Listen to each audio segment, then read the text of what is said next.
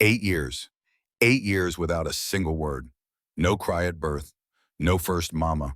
No laughter with sound. Diane Mitchell, 34, CEO of a $45 million data analytics firm, would trade everything she'd built just to hear her daughter speak one time. But today, clutching two pieces of paper in her executive office overlooking downtown Denver, she faced a different equation. The hostile takeover notice from tech venture capital sat in her left hand, $72 million in a ticking 90-day clock. The school district recommendation form occupied her right, clinical language suggesting Sophie's transfer to Meadowbrook Special Needs Program. 8 days to demonstrate progress. The city stretched below her floor-to-ceiling windows, October sunlight glinting off glass towers, oblivious to the choice crystallizing in her mind. Save the empire she'd clawed into existence, or save the one person who mattered more than profit margins and board votes. Sophie sat cross-legged by the window, blonde hair catching afternoon light, drawing with the focused intensity she brought to everything. 8 years old and impossibly silent, moving through the world like a ghost child who saw everything but touched nothing.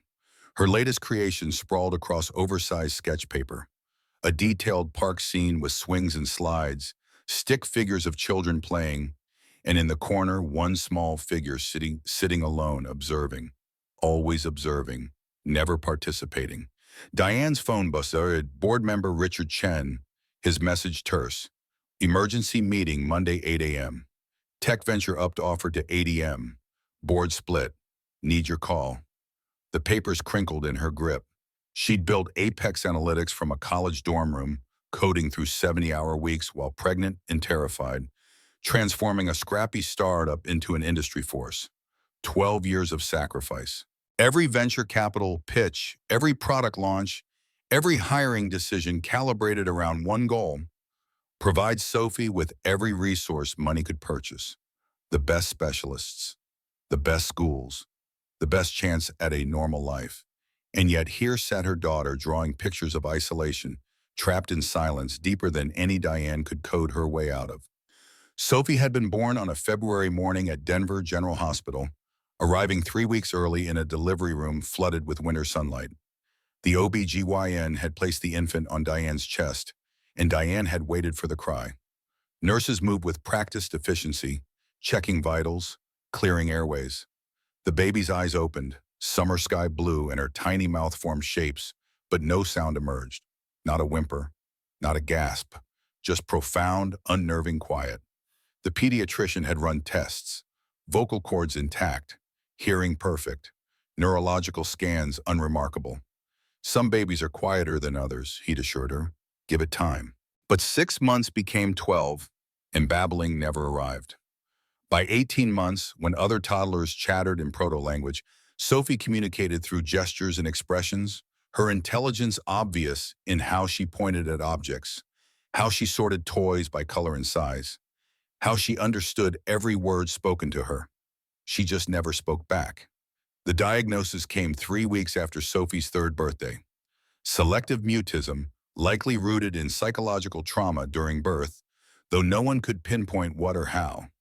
The specialist from Children's Hospital Colorado had delivered the news in a beige office that smelled of hand sanitizer and defeat, explaining that Sophie's brain had somehow linked speaking with danger, creating an anxiety response so severe it paralyzed her vocal cords whenever she attempted communication. Physical capability existed. Psychological imprisonment prevented execution. The parade of experts began. Speech therapist, Dr. Patricia Sandoval spent 6 months working with flashcards and mirror exercises, trying to coax Sophie into making sounds. $200 per session, twice weekly, and Sophie sat silent, tears streaming down her face during the final appointment. Child psychologist Dr. Marcus Webb employed play therapy with puppets and dolls, creating scenarios where Sophie could practice conversations through proxy characters.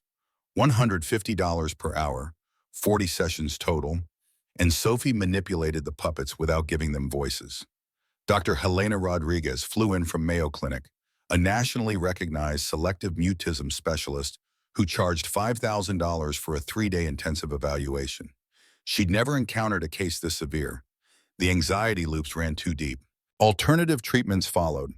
a sound healer in Boulder who worked with Tibetan singing bowls, a hypnotherapist in Fort Collins who specialized in childhood trauma, an occupational therapist who tried sensory integration techniques. $300,000 across 8 years, each failure carving another piece from Diane's heart. School brought fresh wounds. Lincoln Elementary had tried, at least initially. Kindergarten teacher Mrs. Patterson organized ice cream socials and buddy systems, pairing Sophie with chatty classmates who might draw her out. The other children had been curious at first, intrigued by the pretty blonde girl who never made a sound. But 5-year-olds possessed limited patience for friends who wouldn't play house properly, wouldn't call out during tag, wouldn't laugh at jokes. By first grade, Sophie ate lunch alone at the corner table, a permanent fixture of solitude. Teachers learned to accommodate written assignments instead of oral presentations, pointing at answers instead of raising her hand. She tested at the top of her class academically. Socially, she barely existed. Diane had constructed a fortress around Sophie's silence. Private tutors replaced group activities where possible. Playdates happened under controlled conditions with children of other executives, carefully orchestrated gatherings that usually ended with apologetic mothers making excuses about early bedtimes. Weekends meant just the two of them, Diane reading aloud from chapter books, while Sophie drew elaborate illustrations, their communication a complex system of gestures, expressions, and occasional written notes on a dedicated whiteboard. It functioned, barely, but it wasn't living, and both of them knew it. The school meeting happened on a Monday, 2:15 in the afternoon, when Diane's calendar showed back-to-back investor calls. Mrs. Henderson's voice on the phone carried carefully controlled panic. Sophie had locked herself in the second-floor bathroom after a group presentation requirement. Diane canceled everything, arriving at Lincoln Elementary 20 minutes later to find Principal Dr. Walsh standing outside the bathroom door, speaking gently through the crack.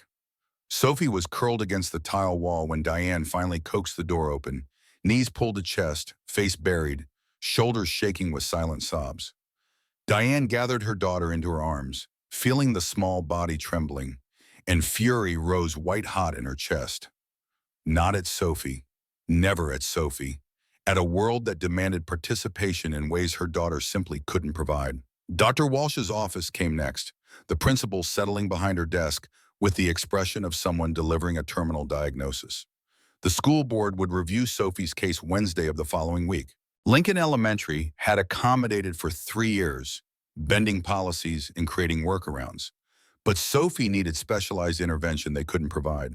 Meadowbrook's special needs program had dedicated staff trained in severe anxiety disorders, smaller class sizes, modified curricula. It would be better for everyone. The words landed like physical blows.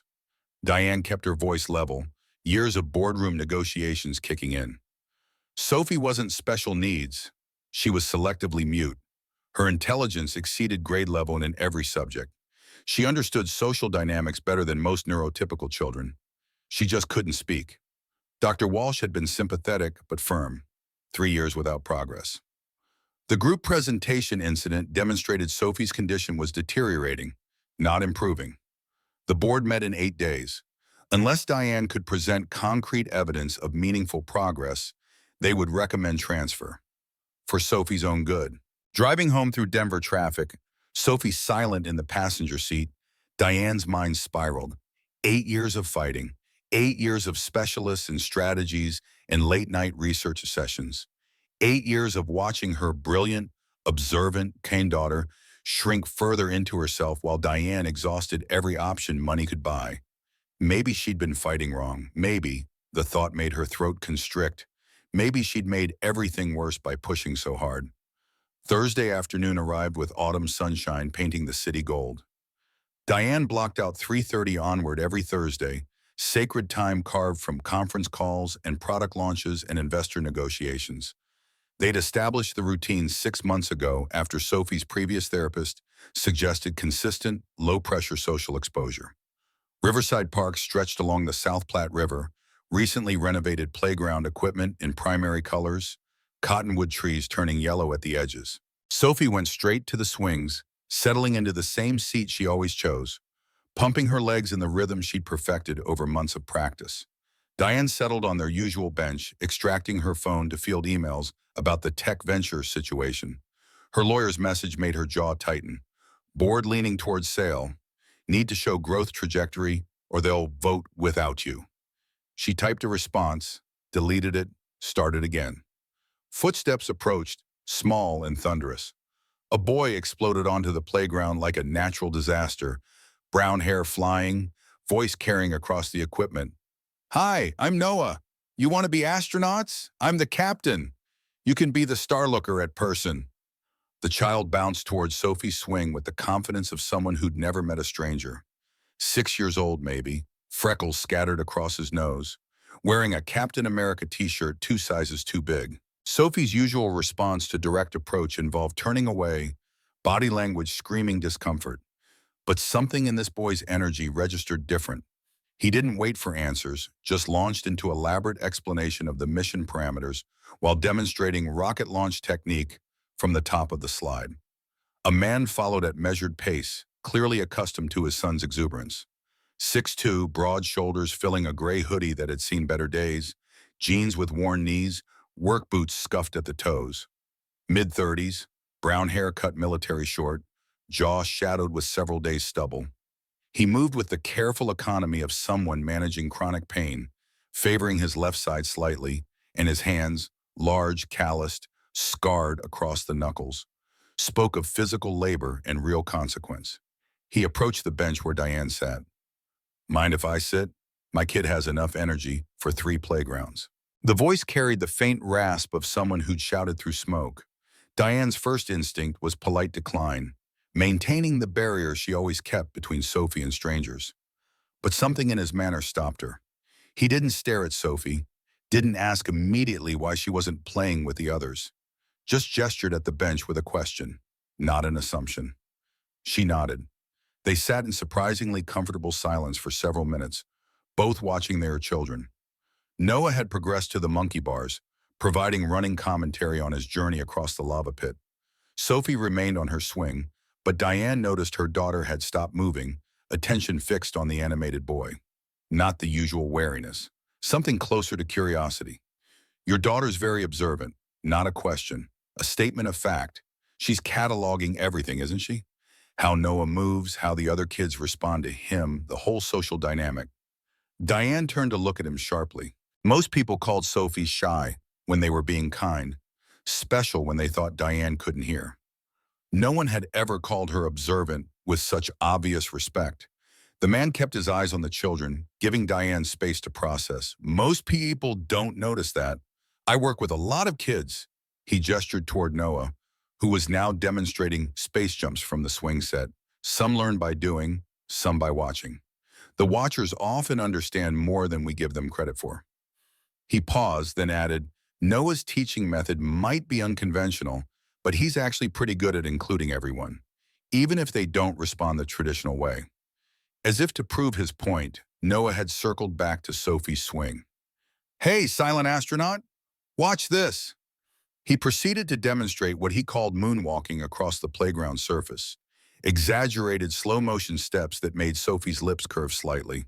Not quite a smile, but closer than Diane had seen with any stranger in months. Noah seemed to take this as sufficient encouragement, continuing his space mission narrative while occasionally glancing at Sophie as if she were his co-pilot, integral to the mission whether she spoke or not. The man extended his hand, Ryan Carter. His grip was firm, direct, no lingering, calluses pressed against her palm. Diane Mitchell. What do you do, Diane Mitchell? I run a data analytics firm. She heard how the words came out, clipped in corporate, and tried again. Software that helps hospitals optimize patient care. Her turn. And you? Community sports programs for kids. Used to be a firefighter, Denver Fire Department. Station 8. 11 years. After the beam fell wrong and my back couldn't handle the physical demands anymore, I figured I could still fight for kids even if I couldn't fight fires. He said it casually, but Diane caught the weight beneath the words. The way he sat suddenly made sense. The careful posture, the slight favor to one side, the underlying tension of someone who'd learned to function through constant low-level pain. She noticed his hands again, the scars taking on new context. Burns, probably. Falling debris. The end of one life, the beginning of another. I specialize in kids who've been through trauma.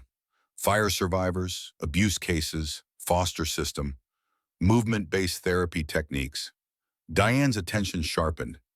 8 years of specialists, and none had mentioned movement-based anything. Speech therapy happened in offices with flashcards. Play therapy occurred in rooms with toys and supervision. Clinical environments, controlled settings, traditional approaches. Movement-based? Speech centers and motor cortex are linked in the brain. Sometimes kids who can't talk in traditional therapy settings can find their voice during play.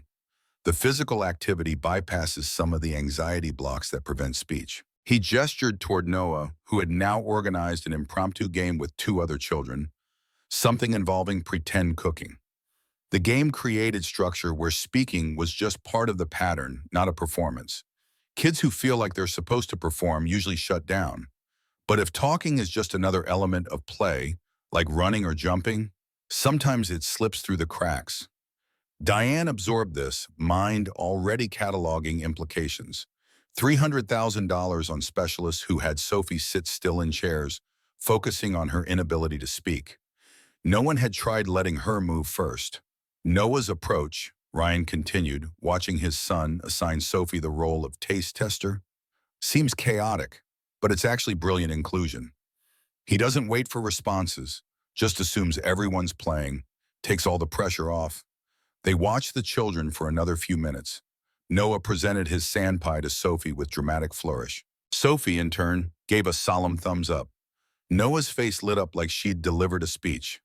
Ryan stood, joints audibly cracking, another reminder of the body that had betrayed his first career. We're here most afternoons around this time. Noah would be thrilled to have a consistent co-astronaut. He walked away before Diane could respond, collecting his son with easy affection, the 2 of them heading toward the parking lot. Sophie remained on the swing, but as they left, Diane saw her daughter's lips move. No sound, but clear formation of a word. Bye. Diane's breath caught. Sophie hadn't attempted speech in 6 months, not since the last failed therapy session. And here, after 30 minutes with a hyperactive 6-year-old and his father, her mouth was forming words again. The pattern established itself over the following week with organic inevitability. Monday through Friday, 3:45, Riverside Park. Ryan and Noah arrived within 10 minutes of Diane and Sophie each afternoon. The scenarios varied. Pirate treasure hunt on Monday, deep sea explorers on Tuesday, dinosaur excavation on Wednesday, space mission on Thursday, superhero training academy on Friday. Each time, Noah assigned Sophie a role that required no verbal participation. You're the lookout. You guard the treasure. You're the scientist who tests the rocks. Sophie engaged more each day, not dramatically, but incrementally, like ice melting so slowly you didn't notice until suddenly there was water where frozen surface had been. Monday, maintained eye contact with Noah for 3 full seconds. Tuesday, held the foam ball when he passed it instead of letting it drop. Wednesday, drew a picture for Noah, a pirate ship with 2 figures on deck, and actually handed it to him instead of leaving it on the bench. Thursday, smiled. Not the polite half-curve she gave adults who tried too hard, but genuine amusement at Noah's pratfall from the slide. Friday, nodded when Noah asked if she was having fun, a clear up-down motion, deliberate communication. Ryan brought 2 coffees starting Tuesday, wordlessly offering one to Diane. Black drip for him. He'd somehow intuited her preference. Oat milk latte, extra shot. They sat in comfortable semi-silence, occasionally commenting on the children's play or park maintenance crews working on the south side. Nothing deep, nothing probing, just the companionable quiet of 2 parents watching their kids navigate childhood. But Diane noticed the differences accumulating between them like geological strata. Her Tesla Model X in the parking lot, his 2008 Ford F-150 with the dented rear panel, her $7 latte, his $2.50 drip, her cashmere coat, his canvas jacket patched at the elbows. He never commented, never seemed resentful or intimidated, just quietly proud in a way that made Diane hyper-aware of her own privilege. Wednesday afternoon, conversation drifted toward Ryan's program. Second Chances operated out of a converted church basement near 5 Points, serving 15 kids from low-income families. He described it matter-of-factly: donated equipment, volunteer coaches, sliding scale fees that usually meant free. The county had pulled funding 30 days ago, budget cuts and reallocation. They had 60 days until forced closure unless new donors stepped up. How much do you need annually? The question escaped before Diane could stop it. CEO instincts identifying problem and calculating solution. Ryan's posture shifted slightly, pride flaring behind his eyes like struck matches. We'll figure it out, always do. Diane backed off, but mental gears had already turned. 15 kids, quality programming, 60 days. She could write the check without denting her quarterly bonus. But his body language screamed that offering money would destroy whatever careful balance they'd established. So she filed it away, noted for later. Friday afternoon, Ryan's phone rang while Noah demonstrated his superhero landing technique. He stepped away, but Diane caught fragments of tense conversation. No, Melissa, you can't just... 4 years. He doesn't even remember you. He returned with his jaw tight, expression carefully neutral. Sorry, my ex. Everything okay? She's back in Denver. Wants to reconnect with Noah. He didn't elaborate. Diane didn't push. But she filed this away too, another layer of complication beneath Ryan Carter's patient, steady surface. The man who helped traumatized children find their voices was navigating his own battles. It made him more real, less saint, more human. Somehow that mattered. Friday afternoon, as they gathered belongings, Ryan made the offer that had clearly been building all week. There's a special Saturday session tomorrow. Just 3 kids, Sophie, Noah, and one other. Focused work on communication through play. Would Sophie like to come? Diane hesitated. Every protective instinct screamed caution. She barely knew this man. Yes, he seemed qualified. Yes, Sophie responded to him. But trusting a stranger with her daughter in an unsupervised setting after 8 years of failed interventions? The risk felt enormous. Sophie solved the dilemma by tugging Diane's sleeve and nodding with unusual firmness. The first time in memory, she'd expressed clear preference to do something with someone outside their tiny household of 2. Ryan provided the address, 10 a.m., no pressure either way. Driving home, Diane felt the school board deadline pressing against her ribs like broken glass. 5 days until the meeting.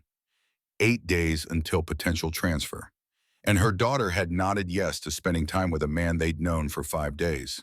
Either Diane's judgment was catastrophically impaired, or Sophie recognized something Diane couldn't yet articulate. The Second Chances Community Center occupied the basement of a former Methodist church in 5 Points. Red brick building, surrounded by chain-link fence, neighborhood transitioning between gentrification and holdout. Diane pulled into the gravel lot Saturday morning with Sophie beside her, both of them quiet. The entrance led down concrete steps worn smooth by decades of feet, opening into a space that smelled of old wood, rubber floor mats, and decades of accumulated must.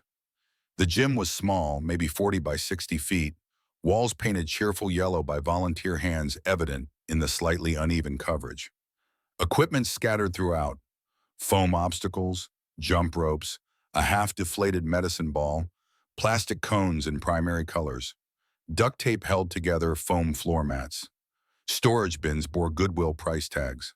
Everything spoke of tight budgets and careful maintenance, the kind of place that ran on dedication rather than funding. 2 other children waited when they arrived. Amy, maybe 7, sat cross-legged near the wall, wearing glasses held together at the bridge with medical tape, foster care system written in her careful stillness. Lucas, 9, bounced on his toes with ADHD energy barely contained, his father's military deployment patch on his backpack. These were Ryan's kids, the ones who couldn't afford private programs, who needed this space more than they needed polish. Ryan greeted them warmly but without fanfare, gesturing for Sophie to leave her backpack on the bench and join when ready. Noah immediately launched into explanation of the morning's mission: underwater treasure hunt requiring a science team. Sophie stood at the group's edge initially, old habits strong, but Noah's assignment came swift. Sophie's the lead marine biologist. She identifies what's safe to touch. The other children accepted this without question, and the game began. Ryan structured it with invisible skill, each child adding to the narrative using whatever communication felt comfortable. Noah started with enthusiastic detail about the sunken pirate ship.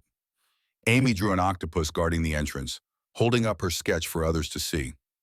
Lucas acted out a shark attack with dramatic death scene that made everyone laugh. Sophie's turn arrived, and Ryan offered options without pressure. Draw, act, whisper to Noah who could speak for her or choose silence. Sophie drew, a detailed pearl inside an open treasure chest, colored with careful precision. Noah seized on it immediately. The magic pearl. But how do we know it's real? We need a scientist. He turned to Sophie with the trust of someone who'd never doubted inclusion. Sophie, you're the lead scientist. What do we need to test the pearl? Sophie hesitated, marker hovering over paper. Ryan knelt to her level, not crowding, just present. You can draw the equipment list, or write words, or tell me and I'll write for you, whatever feels right. Sophie drew test tubes and microscopes, a small scale, other scientific equipment. Noah translated enthusiastically, incorporating each item into their expanding narrative. The other children contributed supplies, building collaborative story, where everyone's input mattered equally. No hierarchy of verbal versus nonverbal communication, just creation. An hour into the session, Ryan transitioned to a new game. Circle time, he called it. Everyone sat cross-legged while a foam ball made its way around, each person naming one magical ingredient needed to test the pearl's authenticity. The structure provided rhythm, turn-taking made predictable by the physical object passing hand to hand. Amy went first, seaweed from the deepest ocean. Lucas followed, shark teeth ground into powder. Noah barely contained himself, jellyfish sparkles that glow in the dark. The ball reached Sophie. The circle held breath without knowing why, adults and children both sensing something balanced on the moment's edge. Sophie held the ball, blue eyes tracking its surface, fingers pressing into foam. 10 seconds? 20. The other children waited with patience Ryan had clearly cultivated. No fidgeting, no pressure, just space. 40 seconds in, Ryan shifted from his position across the circle, kneeling at Sophie's level but not directly in front of her. Giving her room. You know, he said, conversationally, I'm a little hard of hearing from all those fire alarms. Could you say it just a bit louder?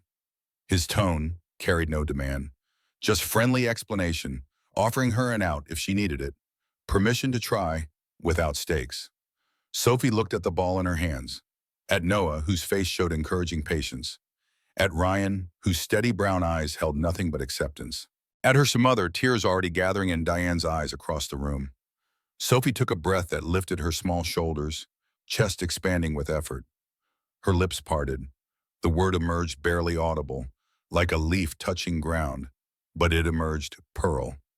The single syllable exploded through Diane like thunder after 8 years of silence. Her hand flew to her mouth, tears spilling over, 8 years of desperate hope and accumulated grief releasing in one crystallized moment. Sophie had spoken, not a therapy exercise, not a coerced response, a voluntary word, chosen and delivered in front of witnesses. The other children, not understanding the magnitude, simply continued the game. Noah's face lit up with pure delight. Pearl, that's perfect! That's the best ingredient. Now we can test everything. Ryan stood slowly, his own hand not entirely steady as he brushed it through his hair. He met Diane's eyes across the gym, gave the smallest nod of acknowledgement, then turned back to keep the game moving. Not making a spectacle, not forcing Sophie into the spotlight, just letting the moment exist without weight.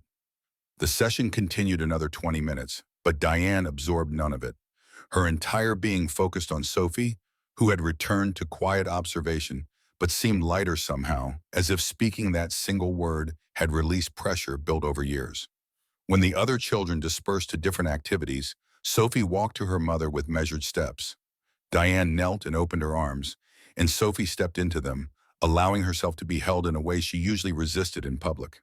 They stayed like that for a longer moment, Diane's tears falling silently into her daughter's golden hair. When they separated, Ryan stood nearby with Noah, who for once seemed to understand something important had happened and was relatively still. Diane managed words past the constriction in her throat.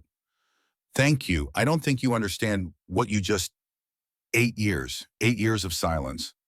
Ryan's expression softened, and she saw then that he did understand, perhaps more than she knew.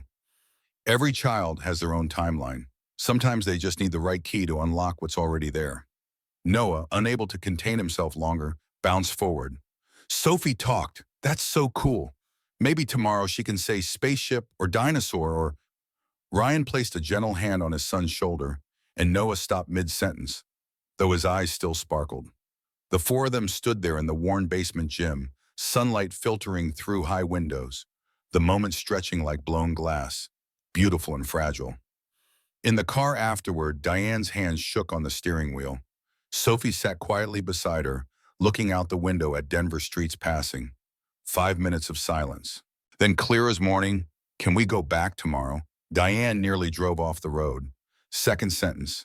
Second impossible, beautiful sentence. Her daughter, who hadn't spoken in 8 years, was asking questions, making requests, engaging with the world through words. Yes, yes, sweetheart, we can go back. Her phone rang before she could process further. Richard Chen's name on the display. She almost didn't answer, but CEO training overrode maternal instinct. She tapped the Bluetooth connection. Diane, we have a problem. Tech Ventures pushing for emergency board meeting Monday morning. They want an answer by Wednesday. Either you're in the room making the case for growth, or we're voting without you. The words landed like stones in still water, ripples expanding outward. Monday morning, the same Monday she'd promised Sophie they could return to second chances. Tuesday and Thursday sessions Ryan had mentioned. The careful, fragile foundation they had just begun building. I'll be there. She ended the call before Richard could respond. Sophie watched her with those observant blue eyes, reading everything Diane tried to hide. The choice hadn't arrived yet, not fully, but Diane could feel it approaching like weather on the horizon.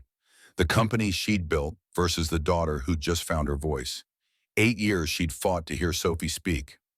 Now she'd heard two sentences, and the empire she'd constructed as security for her silent child was demanding she choose. The weekend stretched thin with tension.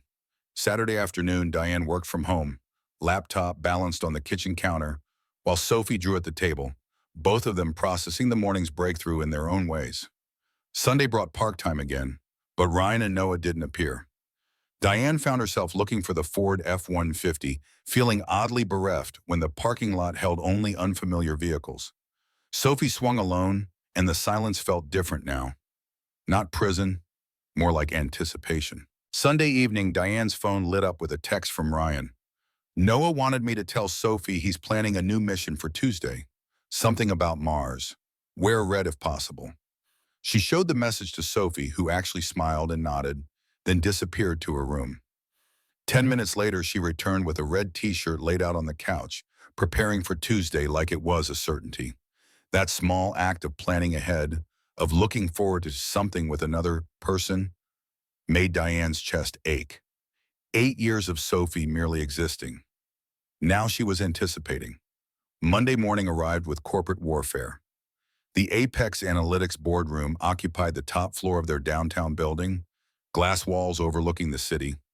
8 board members and 2 investors seated around Italian marble. Richard Chen led the meeting, pulling up Tech Ventures' revised offer.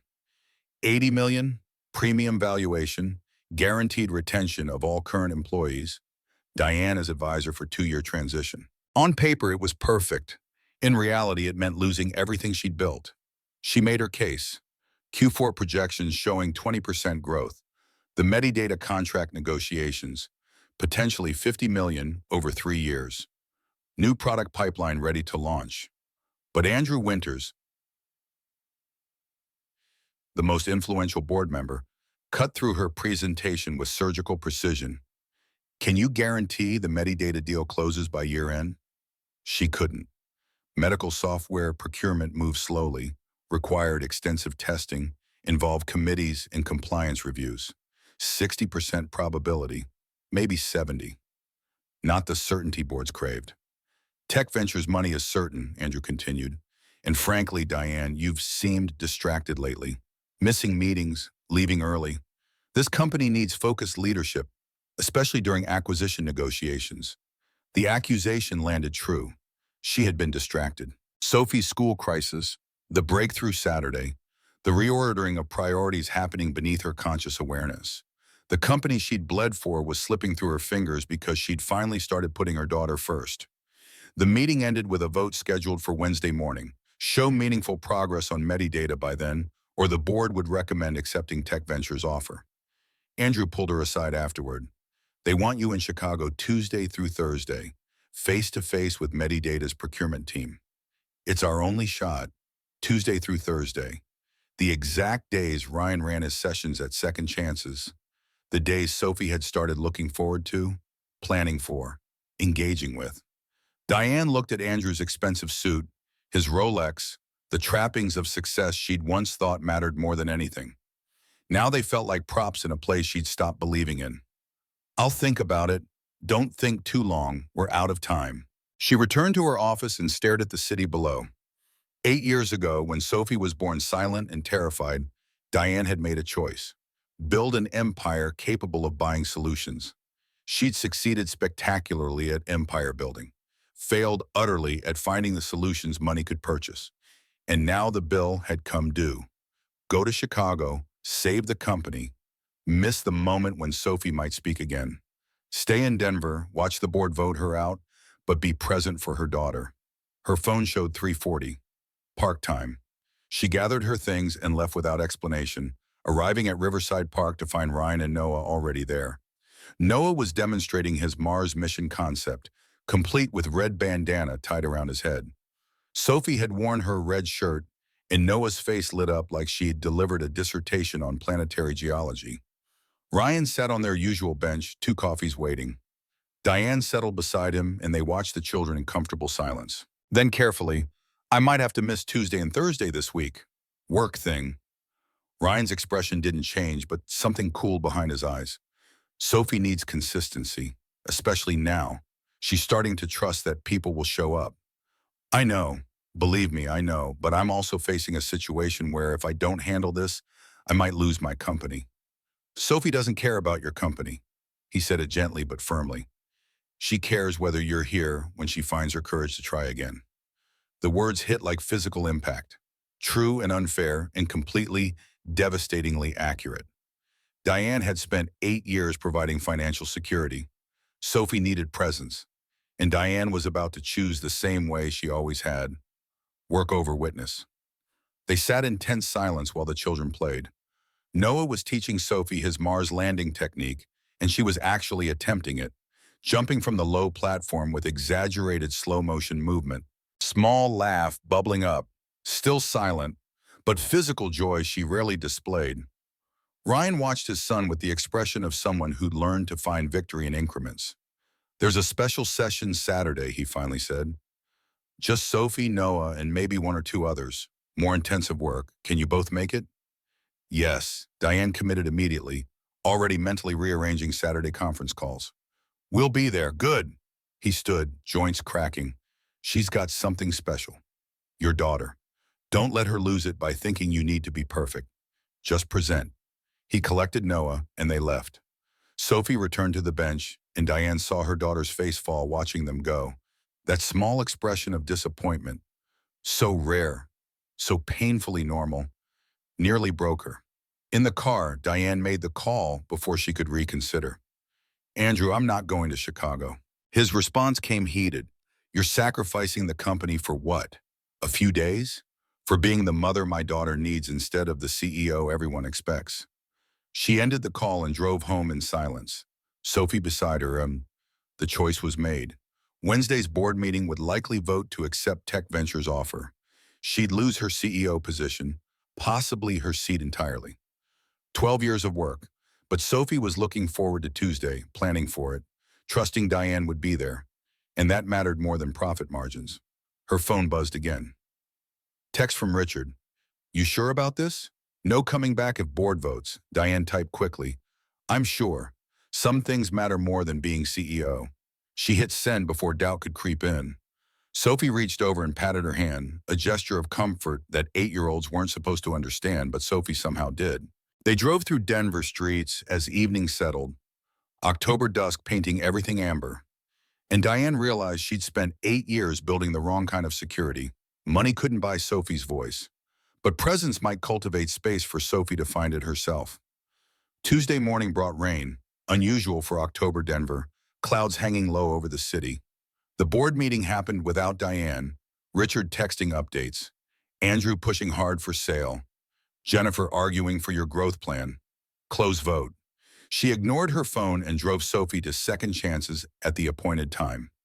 The basement gym looked dimmer in rain-filtered light, but Ryan greeted them warmly, and Noah's enthusiasm filled the space like sunlight. The Mars mission commenced with elaborate detail. Sophie integrated seamlessly into exploration team. Halfway through the session, during a water break, Lucas asked Sophie directly, "What's your favorite planet?" The familiar panic flashed across Sophie's face. Diane tensed, ready to intervene, but Ryan smoothly redirected without making it obvious. "How about we all draw our favorite planets and see if others can guess?" He produced paper and markers as if he'd planned this contingency, which Diane realized he probably had. Every move calculated to create safety. Sophie drew Saturn with careful rings, and Noah guessed immediately, launching into facts about gas giants. Crisis averted. Trust maintained. Thursday's session followed similar pattern. Sophie participated more actively, her body language opening incrementally. She touched Ryan's hand at one point to get his attention instead of waiting silently. Significant progress, Ryan acknowledged with a quick smile before moving on. Noah remained her fierce champion, translating her gestures to others when needed, never making her feel broken or less than.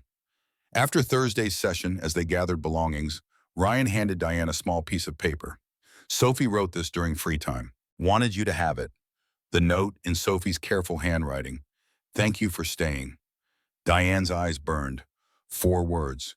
4 impossible, beautiful words that meant Sophie had noticed, had understood, had appreciated the choice. She looked up to find Ryan watching her with something close to approval. Saturday's special session is still on. 10 a.m. Just the 4 of us this time. More intensive work. We'll be there. Thursday afternoon brought call from Dr. Walsh. The school board had reviewed Sophie's initial progress. The single word spoken during Saturday's session, verified by Ryan's written report. They'd granted 60-day extension, final evaluation scheduled for early December. Sophie had bought herself time, and Diane had chosen to be present for it. Friday brought the board's decision. Andrew's call came at 2 in the afternoon, his tone professionally neutral. Board voted to accept Tech Ventures' offer. Effective immediately, you're no longer CEO. They're bringing in outside leadership for transition. You can stay on as advisor if you want, but your active role is done. Diane absorbed this in her office, looking at the city she'd conquered, the empire she'd built and just lost. She felt hollow, but not in the way she'd expected. Not devastated, more like relieved. A weight she'd been carrying for 12 years suddenly lifted. What about the staff? Everyone keeps their jobs. Tech Ventures honoring that part. You did good work, Diane. Built something real. Just couldn't do it alone and be present for your kid. Nobody can. The sympathy in his voice surprised her. She thanked him, ended the call, and sat in silence for 10 minutes. Then she packed her personal items. Photos of Sophie, a coffee mug Noah had drawn on during one playground session, her Stanford diploma that suddenly seemed less important than it once had. 12 years in one cardboard box. She carried it to her car and drove home, arriving at 3:30 to pick up Sophie from school. The park that afternoon felt different, lighter. Diane had no board updates to check, no investor emails to field, just coffee with Ryan while their children played. He noticed the change immediately. "You look different, less wound tight. Lost my company yesterday. Board voted to sell." He absorbed this quietly. "I'm sorry. That's got to hurt." Honestly, she watched Sophie laughing silently at Noah's antics. "It hurts less than I thought. Turns out I was holding on to something that was keeping me from what actually matters." Ryan's hand covered hers on the bench, brief warm pressure before withdrawing. "For what it's worth, I think you made the right choice. Time will tell." They sat in comfortable silence while autumn light stretched across the playground, children's laughter providing soundtrack, and Diane felt something she hadn't experienced in years: peace. Not happiness exactly. Happiness? But the absence of constant pressure, the frantic scramble to control everything. Sophie had spoken twice more that week, small words in safe contexts, and Diane had been present to witness them. That mattered more than quarterly earnings. Saturday morning arrived cold, the kind of October chill that promised winter lurking just ahead. The special session at Second Chances felt different from the start. Only Sophie, Noah, Amy, and Lucas gathered in the basement gym, Ryan moving between them with focused intensity. He'd set up what looked like a storytelling circle, cushions arranged in a loose semicircle, soft lighting from corner lamps replacing the harsh overhead fluorescence. We're building an adventure together. Everyone contributes using whatever feels comfortable. Draw, gesture, whisper, shout. All methods work equally. Noah launched in with typical enthusiasm, establishing their underwater exploration scenario. Amy added details about sea creatures through quick sketches. Lucas acted out encounters with dramatic flair. When Sophie's turn arrived, Ryan offered her the same options he always did. No pressure in his voice, just open invitation.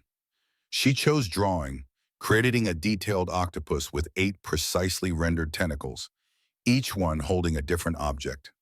The story wove back and forth between children for close to an hour. Ryan suggested they act out portions, and Sophie actually stood, moving her arms in octopus tentacle motions while Noah narrated. The physical movement seemed to unlock something in her, body language opening in ways Diane had never witnessed. During a particularly exciting sequence where they escaped from a sea monster, Lucas dropped the foam ball they'd been using as a magical pearl. It rolled to Sophie's feet. She picked it up without hesitation, held it out to Lucas. Here. The word cut through the space like light through fog, clear and deliberate, not whispered, not forced, just offered, natural as breathing. Lucas took the ball with a grin, continuing their game as if nothing monumental had occurred. But Diane saw Ryan's eyes widen fractionally, saw Amy's delighted smile, saw Noah's face light up with pride. Sophie had chosen to speak, not been coaxed or manipulated into it. The difference mattered. After the session, Sophie approached Ryan and tugged his sleeve. He knelt, and she whispered something Diane couldn't hear. Ryan nodded seriously. I'll tell him you said goodbye. He'll be happy to hear it. In the car heading home, Diane asked carefully, what did you tell Ryan? Sophie was quiet so long, Diane thought she wouldn't answer. Then, voice rusty but determined, tell Noah thank you. 3 words. 3 impossible, beautiful words strung together in a sentence that demonstrated thought and intention. Diane pulled into a King Soopers parking lot and turned to look at her daughter fully. Sophie, I'm so proud of you, and I'm sorry I almost missed this week. I almost chose wrong. Sophie reached out and patted Diane's hand, gesture of forgiveness that made Diane's eyes burn. They sat in the parking lot for several minutes, Saturday shoppers flowing around them, Denver autumn bright and sharp outside the windows. Diane felt the future reshaping itself, possibilities opening where before only walls existed. Monday brought the first real cracks in their fragile progress. Diane arrived at Second Chances for the regular afternoon session to find the parking lot nearly empty, Ryan's F-150 absent. She checked her phone, no messages.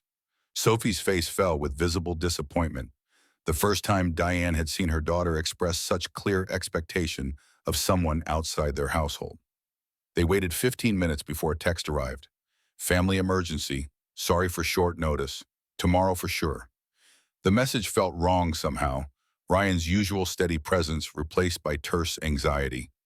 Diane responded with understanding, but unease settled in her chest. That evening, she found herself checking news sites for 5 points incidents, scanning for fires or accidents, anything that might explain Ryan's absence.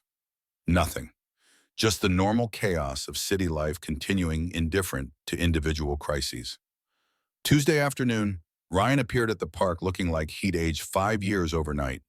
His jaw carried new tension, shoulders tight with stress, eyes shadowed by sleepless nights. Noah clung to his hand instead of exploding into the playground, unusual restraint that signaled his own confusion. Sophie noticed immediately, her observant gaze tracking Ryan's movements with concern. Diane waited until the children started playing before asking, Everything okay? Ryan's laugh held no humor.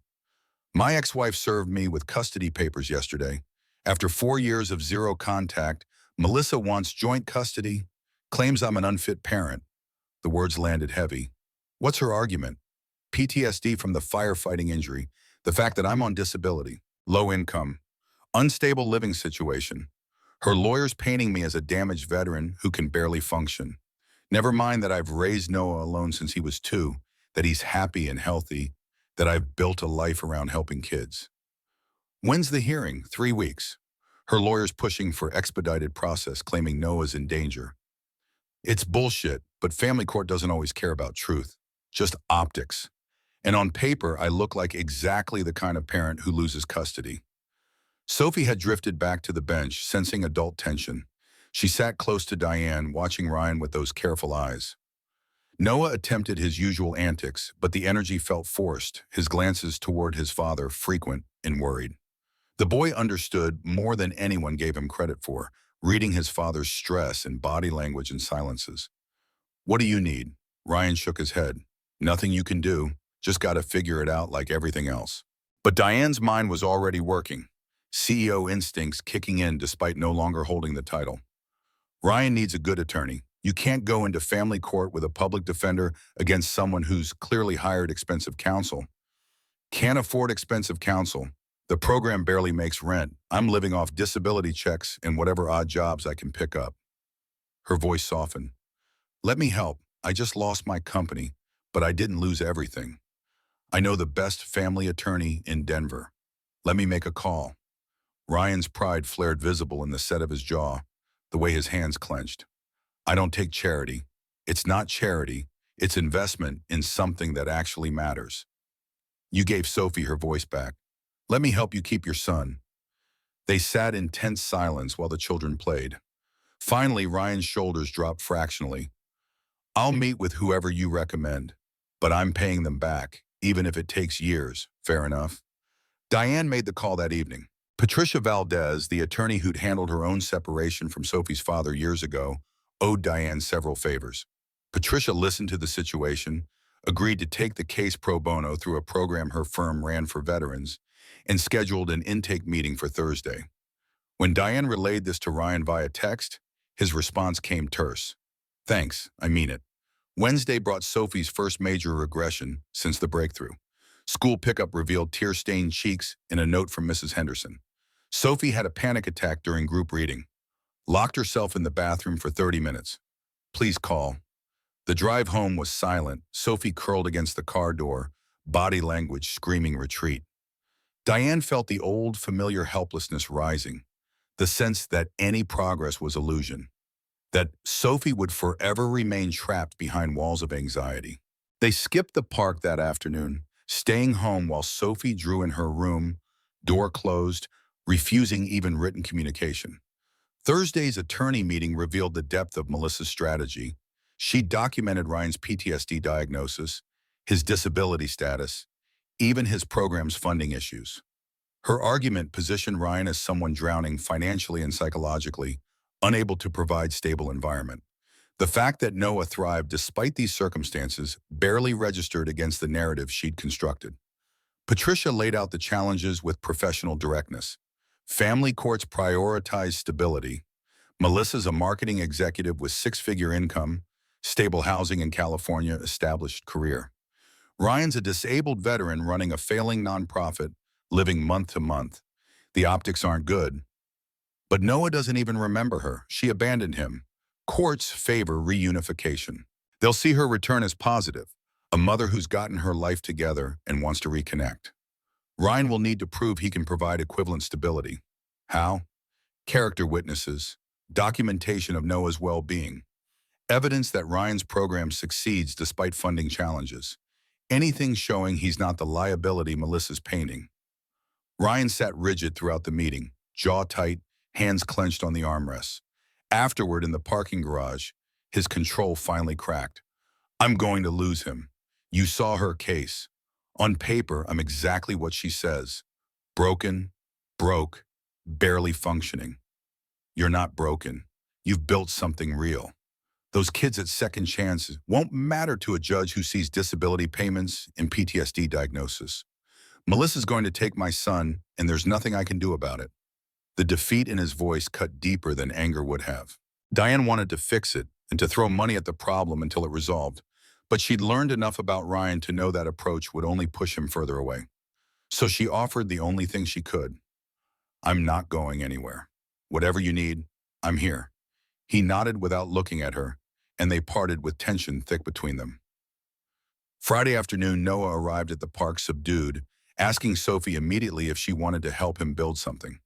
He led her to the sandbox and began constructing an elaborate castle, talking less than usual, his small hands working with focused intensity. Sophie joined without hesitation, the two of them creating towers and moats in companionable quiet. Something had shifted between them from playmates to allies, united by circumstances they barely understood. Ryan and Diane sat on the bench watching. The silence stretched uncomfortable until Ryan finally spoke.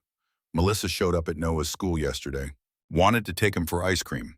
School called me, and I had to come explain why the woman listed as his mother on emergency forms couldn't take him anywhere. How did Noah react? Confused? Scared? He asked why Mom was back, where she'd been. I didn't know what to tell him. How do you explain to a 6-year-old that his mother chose career over family, that she left and never looked back until it became convenient? You tell him the truth, age-appropriate but honest. The truth is that I'm terrified. Not of losing custody, though that's real, but of Noah thinking he's not enough. That if he'd been different, better, she wouldn't have left.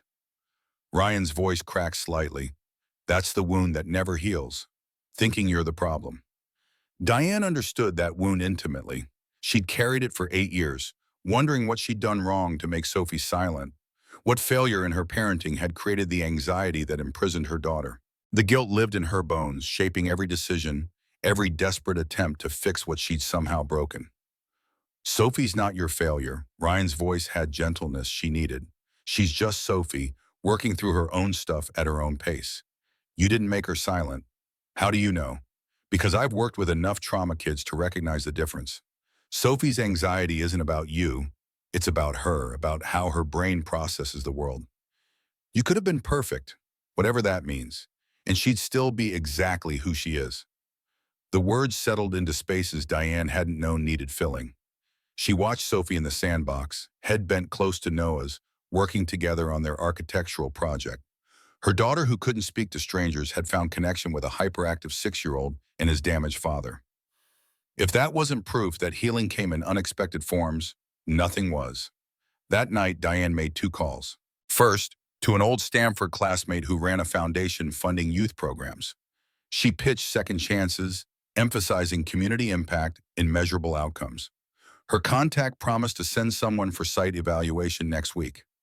Second call went to an HR consultant she'd worked with at Apex, asking about documentation procedures for proving program effectiveness. Both conversations happened after Sophie fell asleep, Diane working from the kitchen table until midnight, rebuilding skills she'd let atrophy. The following Tuesday brought crisis that crystallized everything. A warehouse fire broke out 3 blocks from Riverside Park mid-afternoon, smoke visible over the tree line, sirens wailing in waves that made every dog in the neighborhood howl. Ryan froze mid-sentence talking to Noah, his face draining of color, hands starting to shake. The children noticed immediately, Noah's eyes widening with fear, Sophie's concerned gaze tracking Ryan's transformation. Dad? Noah's voice came small, scared. You okay? Ryan couldn't answer. His breathing had accelerated, chest rising and falling rapidly, eyes fixed on the smoke column. Diane recognized panic attack from her own experience, but this went deeper. Trauma response. Body convinced it was back in burning buildings, trapped under debris, feeling life slip away. He sank onto the bench, then to the ground, knees pulled up, trying to control breathing that had spiraled beyond his command. Noah started crying, and that seemed to reach Ryan through the panic. His hand lifted toward his son, but the tremors were too severe for comfort. Other parents at the playground had noticed, concern and judgment mixing on their faces. Diane moved to shield Ryan from view, kneeling beside him. You're safe. The fire's 3 blocks away. You're in the park with Noah and Sophie. You're safe. Her words didn't penetrate. Ryan's eyes had the glassy quality of someone no longer fully present, mind trapped in memory while body fought invisible threats. Noah clung to Diane, asking questions she couldn't answer. What's wrong with Dad? Is he sick? Why won't he talk to me? Then Sophie moved.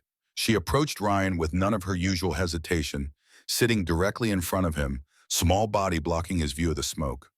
She took his large, trembling hands in her smaller ones, holding on with surprising strength.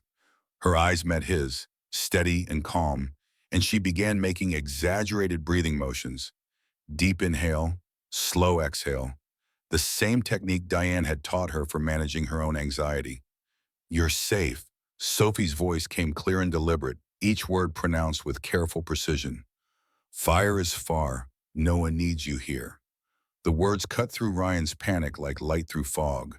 His breathing stuttered, hitched, then began to mirror Sophie's exaggerated pattern. Inhale, hold, exhale. The tremors gradually lessened, color returning to his face in splotches. Sophie maintained eye contact, continuing the breathing demonstration. A small child anchoring a grown man to present reality through sheer determination. 5 minutes passed. 10. The sirens faded as emergency vehicles reached the warehouse. Ryan's breathing normalized, though sweat still sheened his forehead and his hands shook when Sophie finally released them. He looked at the girl with something like wonder. Thank you, brave girl. You brought me back. Sophie nodded solemnly, then stood and held out her hand to Noah. Come on, let's finish the castle. Noah hesitated, looking between his father and Sophie. Ryan managed a shaky smile. Go ahead, buddy. I'm okay now. Sophie helped. The children returned to the sandbox, though both kept glancing back to ensure Ryan remained stable. Diane sat beside him on the ground, not touching, just present. They watched their children work together, the easy partnership they developed over weeks of play translating to comfort in crisis. I'm sorry you saw that. Ryan's voice came rough. Not exactly the picture of stability Melissa's lawyer is painting me as lacking. Sophie just proved you've taught her more about managing crisis than any therapist. That's not instability. That's resilience modeling. Tell that to family court. I will if I need to. Diane meant it. Sophie finding her voice to help you, that's evidence of something powerful you've built here. Not just with your program, but with our kids. Our kids. The phrase hung between them, neither quite ready to examine its implications. But Sophie and Noah had become units somehow, two children who needed each other in ways that transcended typical friendship. Sophie had spoken to protect Ryan. That single act demonstrated more trust and courage than 8 years of therapy had extracted. The custody hearing arrived 3 weeks later on a gray November morning, Denver cold settling into bones. Patricia Valdez had prepared meticulously, but her final warning echoed in Diane's mind. Judges are unpredictable. Melissa's lawyer is good. Be ready for anything. The courtroom occupied the third floor of Denver Family Court, beige walls and fluorescent lighting creating the institutional atmosphere of all government buildings. Melissa sat at the plaintiff's table, expensively dressed, posture perfect, every inch the successful professional. Her attorney, Martin Rothstein, carried the supreme confidence of someone who'd never lost a custody case. Ryan sat beside Patricia, wearing his only suit, purchased at Goodwill for his father's funeral 5 years ago, slightly too large now after weight loss from stress. Judge Sandra Reeves entered, a stern woman in her 60s with reputation for no-nonsense rulings. The hearing began with Melissa's testimony, Martin leading her through carefully crafted narrative. She'd been young when Noah was born, unprepared for motherhood, struggling with postpartum depression. The separation from Ryan happened amicably. They both agreed she needed help. She'd spent 4 years in therapy, building career stability, becoming the mother Noah deserved. Now she wanted to repair their relationship, provide him with advantages Ryan simply couldn't match. Martin presented evidence. Melissa's 6-figure salary, her 3-bedroom condo in Santa Monica, excellent school district rankings, therapist recommendations. Then came the attack on Ryan. PTSD diagnosis, disability income barely covering expenses, community program losing funding, Living situation questionable at best. Video footage of Ryan's panic attack in the park played on the courtroom monitor. Parents pulling their children away. Ryan on the ground unable to function. Patricia cross-examined aggressively. Why 4 years of silence? Why no child support payments? Why zero contact until custody suddenly became convenient? Melissa had answers prepared. Therapeutic guidance suggested distance for Noah's adjustment. Financial support sent through unofficial channels. Always monitoring from afar. Lies delivered with practiced sincerity. Ryan's testimony came next. Patricia led him through the truth, raising Noah alone from age 2, building second chances to help kids like his son, managing PTSD through proper treatment and coping strategies, creating stable if modest home. The panic attack footage, triggered by proximity to fire, managed within minutes thanks to techniques he'd taught the children he worked with. Evidence of trauma managed, not dysfunction unchecked. Diane testified about Sophie's progress, Ryan's professional competence, the partnership that had formed between their families. Martin Rothstein attacked from every angle. How long had she known Ryan? 2 months? Was their relationship romantic? Not officially, but clearly heading there. Wasn't it convenient that a wealthy woman without CEO responsibilities could supplement Ryan's income? The testimony that mattered came last. Judge Reeves had child advocate Dr. Ellen Morrison bring Noah to chambers for private interview. Standard procedure, Patricia had explained. Judges want to hear directly from children old enough to express preference. Noah was 6, young but not too young. 30 minutes passed. 40. Diane watched Ryan's leg bounce with anxiety, saw Melissa's confident mask crack slightly. When Dr. Morrison emerged, her expression gave nothing away. She whispered to Judge Reeves, who nodded and called for recess. They reconvened 20 minutes later. Judge Reeves settled behind her bench, reading from notes. This court has reviewed testimony, evidence, and conducted interview with the minor child. Several factors weigh heavily in this decision. She detailed Melissa's abandonment, Ryan's consistency, Noah's clear attachment to his father. Then came the complication. However, Mr. Carter's financial instability and documented PTSD present legitimate concerns about long-term welfare. Ryan's face went pale. Diane felt her stomach drop. Melissa's lawyer allowed himself a small smile, but Judge Reeves wasn't finished. That said, there's a difference between struggling and failing. Mr. Carter has built a successful program serving vulnerable children while managing his own trauma. That demonstrates resilience and character this court values. She looked directly at Melissa. Ms. Carter, your return after 4 years of absence suggests convenience rather than commitment. You claim therapeutic distance but provided no documented evidence. You claim financial support, but Mr. Carter received nothing. Most importantly, Noah expressed clear preference in chambers. Primary custody remains with Mayor Carter. So, Carter, you are granted supervised visitation 1 weekend per month, increasing to unsupervised after 6 months of consistent involvement. You may petition for revised custody after 1 year, provided you demonstrate genuine commitment. The gavel fell. Ryan's exhale came shaky with relief. Noah, waiting outside with a court attendant, was brought in and ran to his father. Melissa sat frozen, her perfect plans shattered by a 6-year-old's honesty and a judge who saw through manufactured narrative. Outside the courthouse, cold November wind cutting through their clothes, Ryan pulled Diane into brief, tight hug. Thank you for everything. The attorney, the character testimony, showing up. I couldn't have done this without you. You would have. But I'm glad I could help. Sophie and Noah stood together, both children sensing the adult victory without fully understanding its scope. Noah grabbed Sophie's hand. You're coming over for pizza, right? Dad promised pizza if we won. Sophie looked at Diane, silent question in her eyes. Diane nodded and Sophie smiled. Full, genuine expression that transformed her face. Pizza sounds perfect. They drove separately to Ryan's apartment, a modest 2-bedroom in 5 Points. Everything clean but worn, furniture mismatched from thrift stores and donations. Noah gave Sophie the grand tour while Diane helped Ryan order pizza and set the table.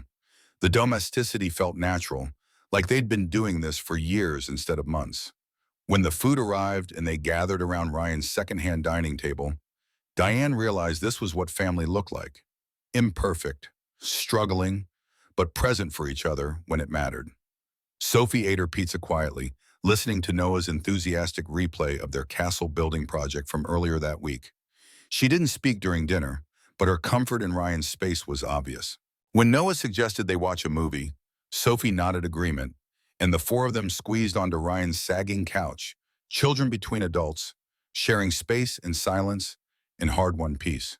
Diane's phone buzzed with email from her Stanford contact. Site evaluation scheduled for second chances next week. Early indication. Strong candidate for 3-year funding. Provisional approval for $150K annually pending verification.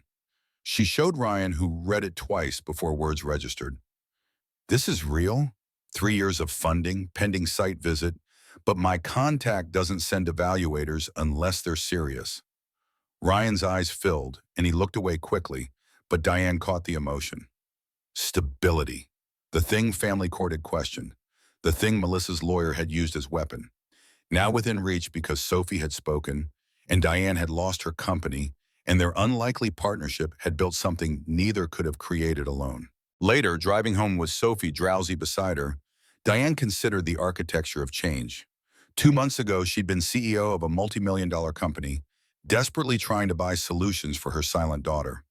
Now she was unemployed, her empire sold to competitors, helping a disabled veteran fight for custody while cobbling together funding for a nonprofit. On paper, she'd lost everything. In reality, she'd found what actually mattered: presence over profit, partnership over perfection, showing up for people who needed her instead of managing from distance. Sophie stirred, voice sleepy but clear. Ryan's nice. Noah's my friend. Yes, he is. And yes, he is. Can we help them more? We're already helping, sweetheart. And they're helping us. Good. Sophie's eyes closed again. That's what families do. Diane's throat tightened. Her 8-year-old daughter, who'd spent most of her life locked in silence, had just articulated something it had taken Diane 34 years to understand. Families weren't defined by biology or perfection, but by who showed up when everything fell apart. Ryan had shown up for Sophie. Diane was showing up for Ryan.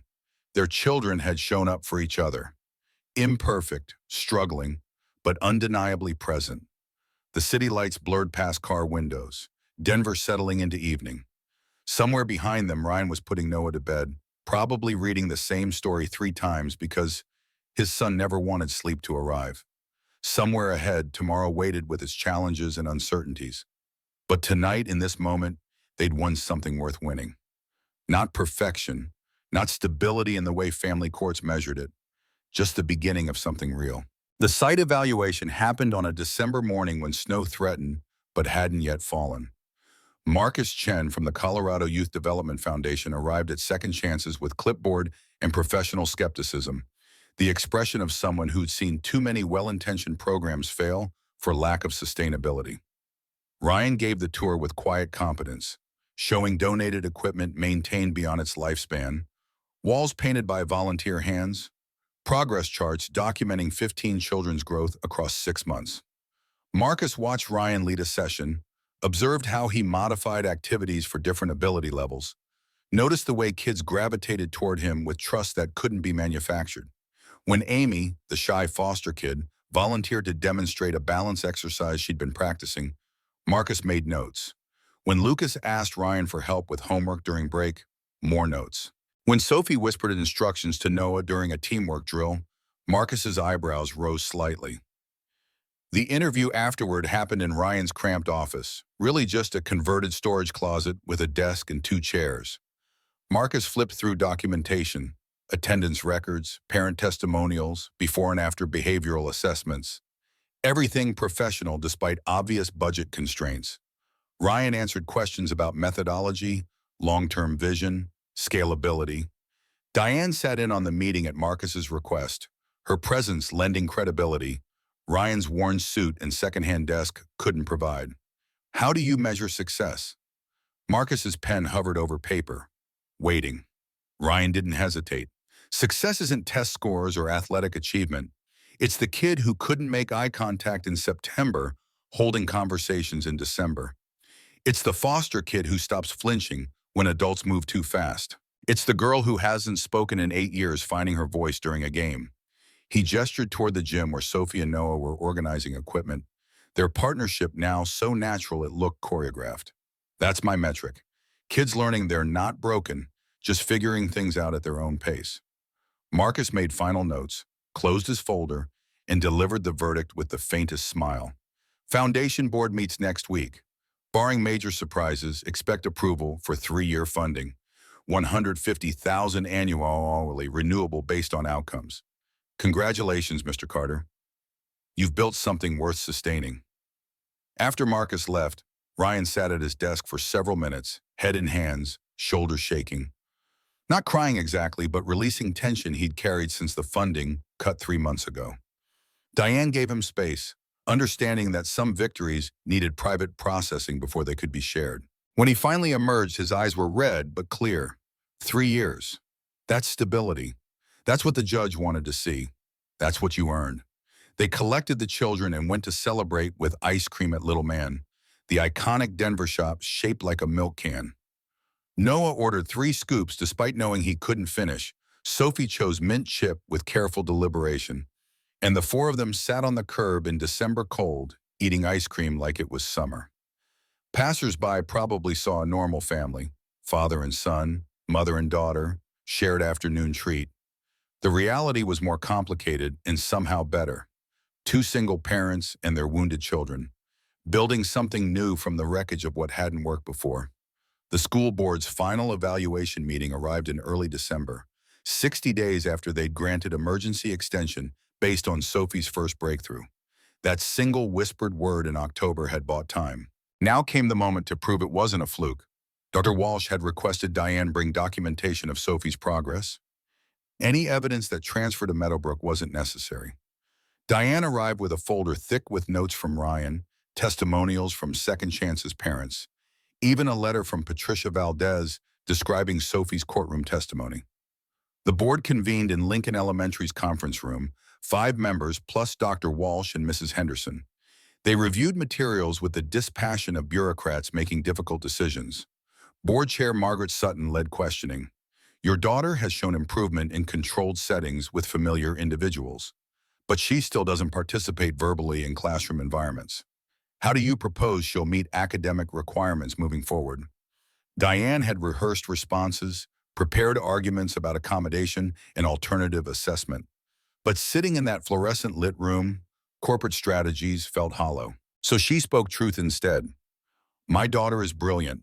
She tests at the top of her class. She understands material better than most neurotypical children. She just can't access traditional participation methods yet. Mrs. Henderson interjected gently. Sophie has made progress this semester. She raised her hand twice last week, pointed to answers on the board.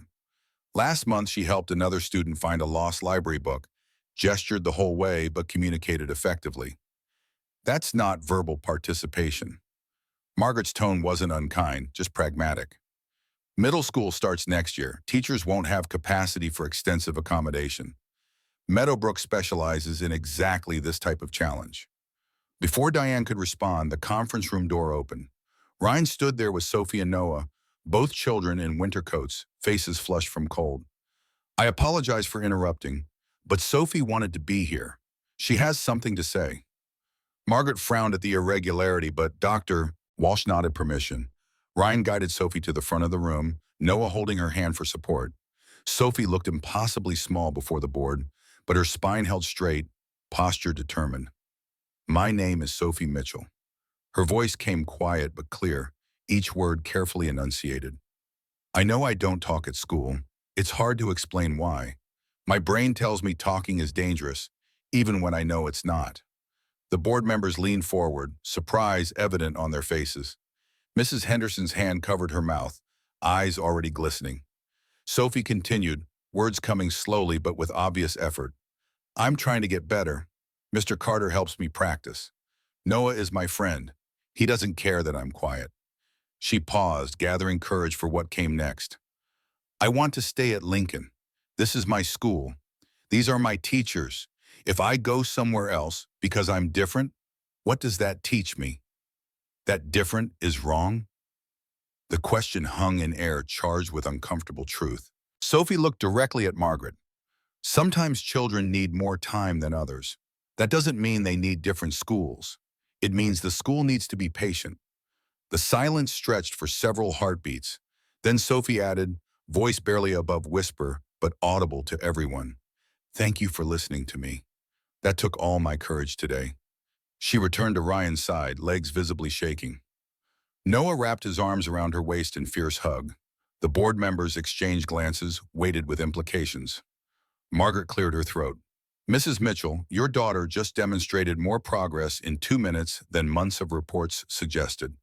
We'll take this under advisement and notify you of our decision within 48 hours. Outside in the parking lot, Diane knelt before Sophie. That was the bravest thing I've ever seen. You spoke to a room full of strangers because it mattered. Was I loud enough? Sophie's voice wavered with uncertainty. You were perfect. Ryan's hand rested on her shoulder, steady reassurance. You found your voice when you needed it most. That's all courage is, speaking when your voice shakes. The board's decision arrived Friday via email. Sophie could remain at Lincoln Elementary with modified IEP, allowing nonverbal participation methods where appropriate. The key phrase, demonstrate continued progress toward verbal engagement in classroom settings. Not cured, not fixed, just continuing forward. Christmas arrived wrapped in snow and possibility. Diane's consulting work had gained momentum, 3 contracts providing income without the crushing hours of CEO life. She'd moved to a smaller condo near Ryan's neighborhood, proximity making their increasingly frequent dinners easier. Sophie and Noah had become inseparable, their friendship the kind that transcended typical childhood bonds. They understood each other's wounds without needing explanation. Christmas Eve, they gathered at Ryan's apartment, space too small for 4 people, and a second-hand tree decorated with homemade ornaments. Noah had insisted on making decorations from construction paper, resulting in lopsided stars and angels with disproportionate wings. Sophie contributed drawings of winter scenes, each one more detailed than the last. They strung them together with yarn and covered Ryan's tree in children's art instead of expensive ornaments. Ryan cooked dinner, spaghetti and meatballs, nothing fancy but made with care. They ate crowded around a small table, knees bumping, passing garlic bread and stories. Noah dominated conversation, recounting every injustice and triumph of second grade in exhaustive detail. Sophie listened with the attention she brought to everything, occasionally adding whispered comments that made Noah grin. After dinner, Ryan produced presents wrapped in newspaper comics. For Noah, a captain's hat he'd found at a vintage shop, official-looking with gold braid. For Sophie, a blank journal with leather cover, space for drawings and words both. Diane had brought gifts too, books for both children, a new hoodie for Ryan because his old one had holes. Sophie disappeared to Ryan's room, returning with something hidden behind her back. She approached Ryan with unusual solemnity, placed a drawing in his hands. He studied it silently. 4 figures in a park, holding hands in a line, all of them smiling. Labeled in careful print, "My family." Ryan's voice came rough. "This is the best present I've ever received, brave girl. Can I keep it?" Sophie nodded, then surprised everyone by stepping forward to hug him. Not quick or perfunctory, but genuine embrace that Ryan returned with careful gentleness. When they separated, Diane saw tears tracking down his face, no attempt to hide them. Sometimes grown men cried, and children needed to see that vulnerability wasn't weakness, but honesty about what mattered. The new year brought steady progress measured in small increments rather than dramatic breakthroughs. Sophie spoke more frequently at second chances sessions, occasional words at home, rare but increasing utterances at school. Mrs. Henderson reported she'd answered a direct question in class, single-word response that made the teacher momentarily forget her lesson plan. Other students had stopped finding Sophie's silence remarkable, accepting her as the quiet girl who sometimes talked, usually didn't, always understood. February arrived with the kind of cold that made Denver feel Arctic, temperatures dropping below zero, snow piled in gray mountains along every street.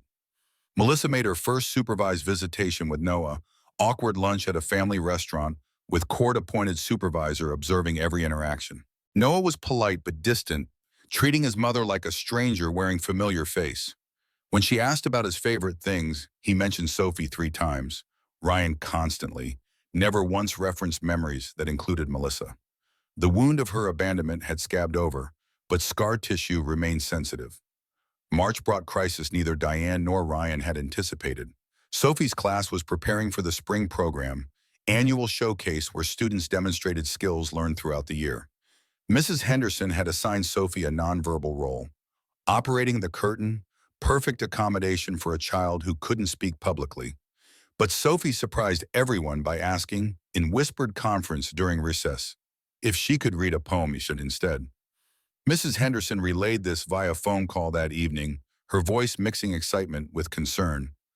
I want to support her, but I'm worried about the pressure. What if she freezes? What if the other kids laugh? We'd be setting her up for failure in front of the entire school. Diane put the call on speaker so Ryan could hear. He'd become default co-parent in ways neither of them had formally acknowledged. His input weighted equally in decisions affecting Sophie. They looked at each other across Diane's kitchen table, silent communication passing between them. This was Sophie's choice. They could protect her from potential failure or trust she knew her own readiness. Let her try, Ryan's voice carried quiet conviction. Worst case, she freezes and we're there to catch her. Best case, she proves to herself what she's capable of. Mrs. Henderson agreed to list Sophie as poetry reader in the program, backup plan prepared but hope extended. For the next 6 weeks, Sophie practiced relentlessly. She'd chosen a short poem by Shel Silverstein, whimsical piece about a girl finding her voice. Appropriate almost to the point of being too on the nose, but Sophie loved it. She practiced in her room, voice barely audible through the door, practiced in the car driving to second chances, practiced with Noah as audience, his enthusiastic applause after every attempt providing encouragement more effective than any adult's praise. The spring program fell on a Wednesday evening in late April. Lincoln Elementary's auditorium packed with parents wielding phones ready to capture their children's moments. Diane sat in the third row between Ryan and Noah, all three of them radiating anxiety despite attempts at calm. The program opened with kindergarten songs, progressed through various grade-level performances, each child's family erupting in disproportionate applause. Sophie's class took the stage for their poetry segment. 8 children total, each reading a different poem. Sophie was scheduled 6th, positioned so she could watch others first. The early readers performed competently, some stumbling over words, others racing through lines eager to finish. When the 5th child completed his poem about baseball, Mrs. Henderson announced, Sophie Mitchell will now read Finding Voice by Shel Silverstein. Sophie walked to the microphone with visible tremors, paper clutched in hands that shook enough to make the pages rustle audibly. She looked out at the audience, hundreds of faces, strangers and classmates, and judgment potential in every direction. Her eyes found Diane in the third row, then Ryan beside her, then Noah giving enthusiastic thumbs up. She opened her mouth. Nothing emerged. Seconds ticked past, stretching into uncomfortable territory where audience members shifted, where parents exchanged concerned glances, where failure seemed inevitable. Mrs. Henderson moved slightly, ready to intervene. Then Noah stood up in the third row, clearly visible in his red Captain America shirt.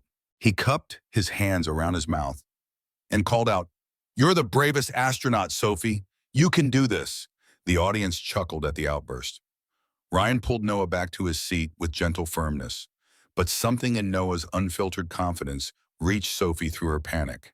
She looked at the paper in her hands, took breath that lifted her shoulders visibly even from distance, and began, I used to think my voice was broken. Words stuck inside like stones. Her voice came quiet but amplified by microphone, carrying to every corner of the auditorium. The audience stilled, recognizing they were witnessing something beyond typical childhood performance. Sophie continued, each line a small victory. But then I learned that silence speaks too, in gestures, art, and all I've grown. And now I'm learning words have power, to heal, connect, to make me known. She finished the poem's final stanza, voice growing fractionally stronger with each line. When she spoke the last words, my voice was never lost, just waiting for the right time to be found. The auditorium erupted in standing ovation. Not polite applause, but genuine celebration, recognition that they'd witnessed courage far beyond reciting poetry. Sophie fled the stage immediately, not staying for curtain call or group bow. Diane found her backstage, pressed against the wall, whole body shaking with aftermath of adrenaline. She scooped her daughter into her arms, feeling Sophie's heart hammering against her own chest. You did it. You spoke in front of hundreds of people. You were magnificent. Was I loud enough? Sophie's question came muffled against Diane's shoulder, the same worry she always carried. Ryan appeared with Noah, both of them squeezing into the backstage chaos. You were perfect. Not too loud, not too soft, just exactly Sophie. Noah hugged Sophie fiercely. That was the coolest thing I've ever seen. You're like a superhero, but with poems. They left through the side exit, avoiding the crowd, finding sanctuary in the parking lot where April evening had turned sharp with unexpected cold. Sophie was exhausted, drained in the way profound effort always leaves people hollow. But she was also lighter, the weight of self-doubt slightly diminished by evidence of her own capability. The following week brought unexpected opportunity. Medidata Corporation, the contract Diane had been negotiating when she lost her CEO position, reached out directly to her. Their attempt to work with Apex's new leadership had collapsed, communication breakdown and personality conflicts derailing the deal. Would Diane be interested in consulting? They'd provide funding for her to build a small, independent team, maintain control over project direction, work flexible schedule. Based in Denver, not Chicago. The offer represented resurrection of the professional identity she'd thought permanently lost. But the terms felt different this time, structured around life rather than consuming it. She'd work from home 3 days weekly, office 2 days. Project deadlines designed around sustainable pace rather than breakneck sprints. Income substantial but not excessive, enough for security without demanding total sacrifice. She discussed it with Ryan that evening while their children played in her condo's courtyard. The practical question: if she took this, could they maintain the balance they'd found? The deeper question lurking beneath: were they building something together or just parallel single parents supporting each other? Take it. Ryan's response came immediate, confident. You've earned this, and we'll figure out the rest like we figure out everything else, one day at a time. Together. Together. The word hung between them, weighted with implications they'd been dancing around for months. Neither had formally defined their relationship beyond co-parenting friends. But the boundaries had blurred weeks ago, comfort level suggesting something more permanent than convenience. Is that what we are? Together? Ryan took her hand, calloused fingers warm against hers. I think we've been together since Sophie taught Noah about patient observation, and he taught her about fearless participation. Our kids figured it out before we did. Diane laughed, surprised by how simple the acknowledgement felt. Weeks of uncertainty resolved by recognizing what already existed. They weren't rushing toward anything, just acknowledging what they'd already built. Partnership, family, home constructed from imperfect pieces that somehow fit together. Summer arrived hot and bright, Denver heat baking the city into siesta pace. Sophie completed 4th grade, report cards showing academic excellence, and modified assessment for verbal participation. Next year, she'd start 5th grade at Lincoln Elementary, same school, same teachers who'd learned to value her unique contributions. Noah finished 2nd grade with enough energy left over to power small cities. His teachers note reading, enthusiastic participation sometimes exceeds indoor voice guidelines, but Noah's kind heart makes him a joy. July brought 9 months since their first meeting at Riverside Park. They returned to that same playground one summer afternoon, children immediately racing toward equipment while adults settled on their original bench. The park looked unchanged. Same swing, same slides, same cottonwood trees offering shade. But everything else had transformed. Ryan had started therapy for PTSD, weekly sessions helping him develop better coping mechanisms. The panic attacks still came occasionally, but less frequently, less severe. Second chances had expanded to 23 enrolled kids, waiting lists growing as word spread about the program's effectiveness. Melissa had maintained monthly visitations, slowly rebuilding relationship with Noah through supervised structure and professional guidance. Not mother-son bond yet, but acquaintance developing towards something more. Diane's consulting firm had grown to include two other professionals, small team handling multiple contracts. The work challenged her intellectually without consuming her entirely, balance she'd never achieved as CEO. She'd sold her Tesla, bought a practical Honda CR-V, moved to a three-bedroom condo with yard space where children could play. Sophie's bedroom included dedicated art corner, walls covered with her increasingly sophisticated drawings. Most significant, Sophie spoke regularly now, not constantly, not without effort, but consistently enough that strangers no longer immediately registered her silence as defining characteristic. She'd made two friends at school, girls who appreciated her quiet observation and occasional profound insights. She testified at Melissa's 6-month custody review, speaking clearly about feeling safe with Noah's dad, comfortable with supervised visits, but not ready for more. Judge Reeves had maintained existing arrangement based partly on Sophie's testimony. As they sat watching their children play that July afternoon, Diane considered the architecture of transformation. 9 months ago, she'd been desperate, drowning in failure, convinced money could solve what love hadn't fixed. Now she understood.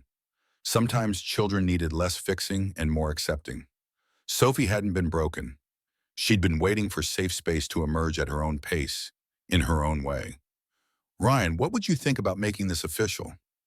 The question surprised her almost as much as him. But sitting there in summer heat, watching Sophie and Noah collaborate on some elaborate game involving superhero astronaut pirates, the future suddenly felt navigable rather than terrifying. Official how? His voice carried careful hope. I'm not sure exactly. Commitment ceremony, maybe. Nothing legal or complicated, just acknowledgement that we're building family together intentionally, not just stumbling into it. Ryan absorbed this quietly, then smiled. Only if Sophie and Noah get to plan it. This is as much about them as us. They proposed it that evening over pizza, children's input shaping every detail. Noah insisted on the park as location, anniversary spot where everything started.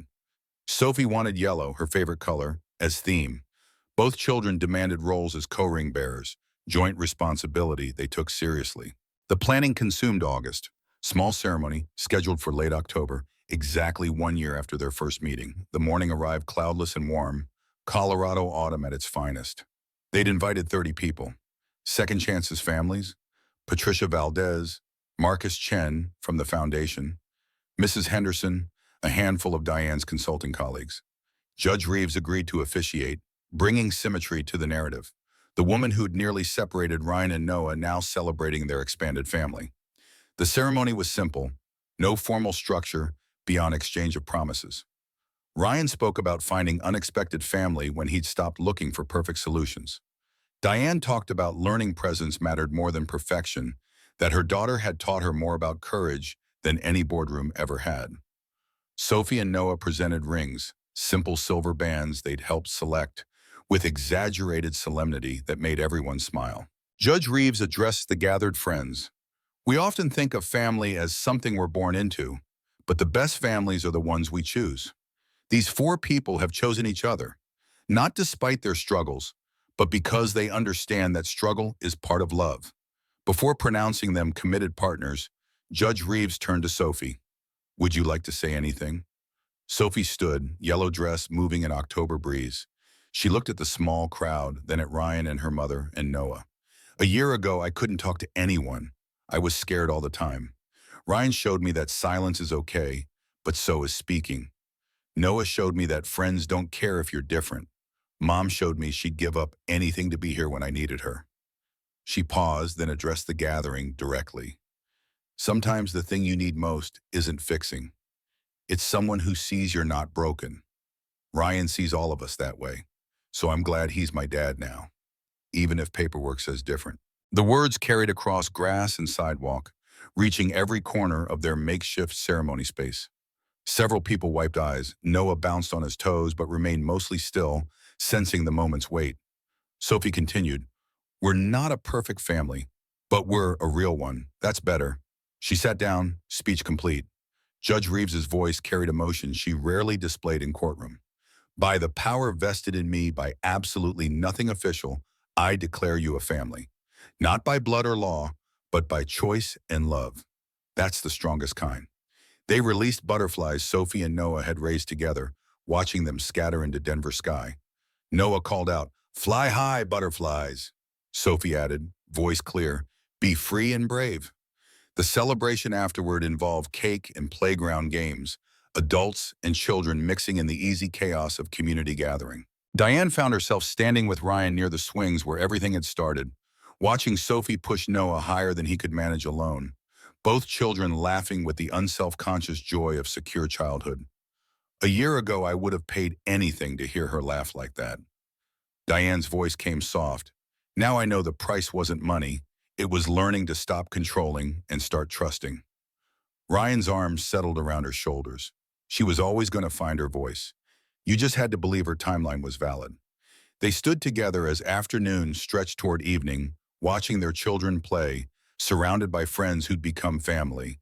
Imperfect, struggling, but undeniably present for each other. Sophie had been right in her ceremony speech.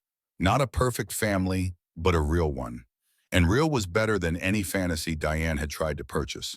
The city spread around them, Denver autumn painting everything gold. Sophie's voice carried across the playground, calling to Noah about their next adventure. Clear and confident and beautifully, impossibly hers. The silence that had defined her for 8 years had transformed, not eliminated, but integrated into who she was. A girl who observed carefully, spoke sparingly, loved deeply, exactly as she was meant to be. Diane squeezed Ryan's hand, feeling Sophie's journey and her own intertwined with his and Noah's. 4 separate stories becoming single narrative. Sometimes families were born. Sometimes they were built, piece by careful piece, from people brave enough to choose each other despite every reason not to. This was the second kind. Harder won, more precious for the effort required. A family forged in playground sand and courtroom testimony, in moments of profound courage, when small voices shook but spoke anyway. Sometimes children needed less fixing and more accepting. Sometimes adults needed to learn the same lesson. And sometimes, if you were very lucky, you found people who understood that being present was the only cure that mattered. Not for silence, but for the loneliness that made silence unbearable.